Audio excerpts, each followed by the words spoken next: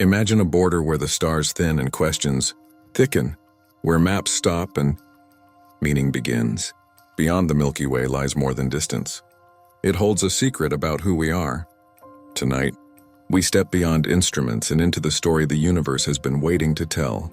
There is a peculiar silence at the edge of maps, a hush that marks where knowledge stops and imagination takes the baton. When instruments carry the human gaze to the rim of our galaxy, a comparable hush settles in the heart. The threshold of the Milky Way is not simply a coordinate in space. It is an event in the soul. It asks of us a posture we seldom practice, the posture of being both astonished and accountable. We stand there between light and deeper dark, and realize that the act of looking outward is also an act of looking inward. To stand at a threshold is to be placed in a situation where something essential is asked of you. Boundaries teach us who we are because they force a question. How do you respond when what you know ends? Some respond with aggressive mapping, a desire to annex the unknown with instruments and plans. Others respond by recoiling, by drawing the known into a smaller shell to avoid the anxiety of exposure. There is a third response, rarer and more difficult: to approach with cultivated humility, to allow the edge to unsettle and to let that unsettledness become a teacher. This posture is practical. Scientists and explorers must be trained not only in technique, but in interior vigilance. The motives brought to exploration, competition, profit, immortality, prestige, shape not only what is done but how it is used. An edged culture that neglects the inner posture will likely extend forms of domination outward, repeating the mistakes of older eras in a scaled-up domain. The threshold, therefore, becomes an ethical checkpoint. It requires us to ask whether our curiosity is partnered with care.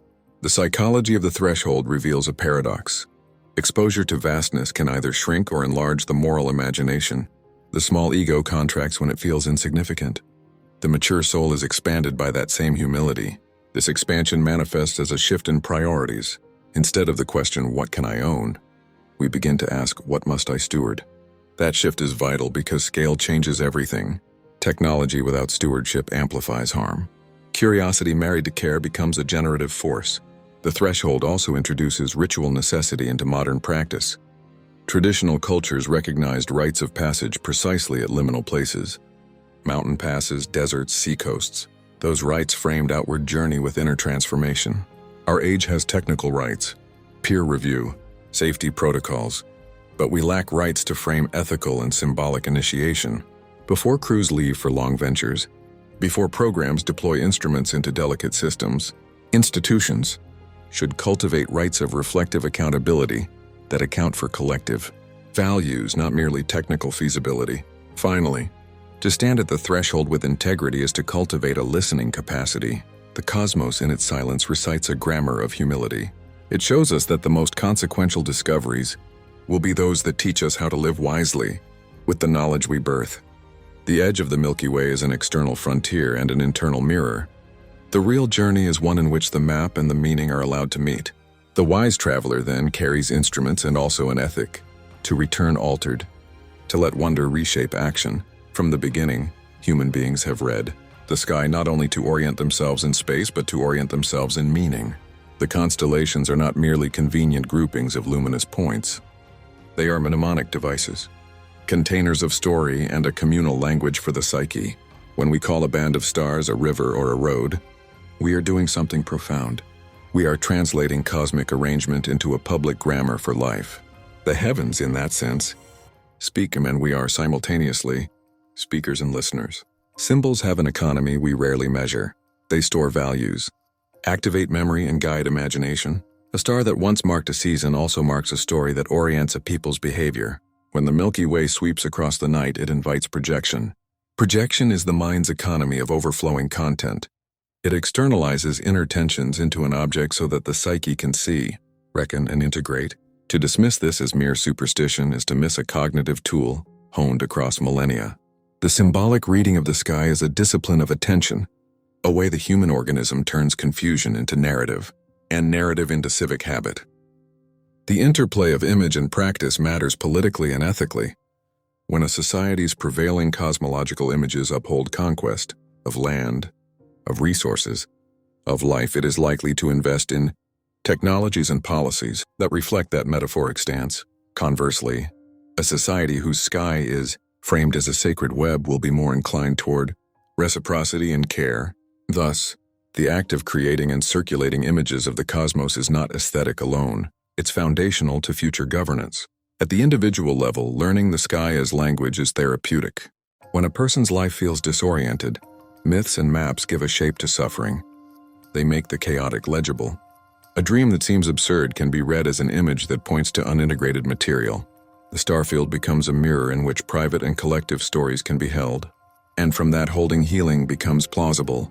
Clinical practice that ignores these imaginal aspects simplifies complex psychic economies into reductive categories. Finally, science and symbol need not be enemies. The discoveries of astrophysics, cosmology, and planetary science can be translated into images that sustain meaning rather than erode it. When communicators and scientists collaborate with poets, elders, and artists, discoveries enter the cultural bloodstream in forms that honor wonder and foster responsibility. The result is not less rigor but more sensible application. Technologies and policies rooted in a symbolic ecology that cares for both material systems and the imaginal worlds that animate them. Human longing is an engine. Without longing, there is no inquiry, no invention, no voyage. Yet longing can be double-edged. It can beckon toward richer life or compel toward destructive conquest. The desire to step beyond our galaxy's edge mirrors the interior drive to wholeness. If that drive is unexamined, ambition becomes a repetition of old wounds. The need to dominate, to escape mortality, or to fill emptiness through external conquests. Thus, before we equip ships and craft narratives, we must interrogate the shape of our desire. Historically, major expansions of human scope, geographically, technologically, ideologically, have carried both noble and tragic outcomes. The noble outcomes arise when motives are oriented toward discovery, mutual benefit, and humility.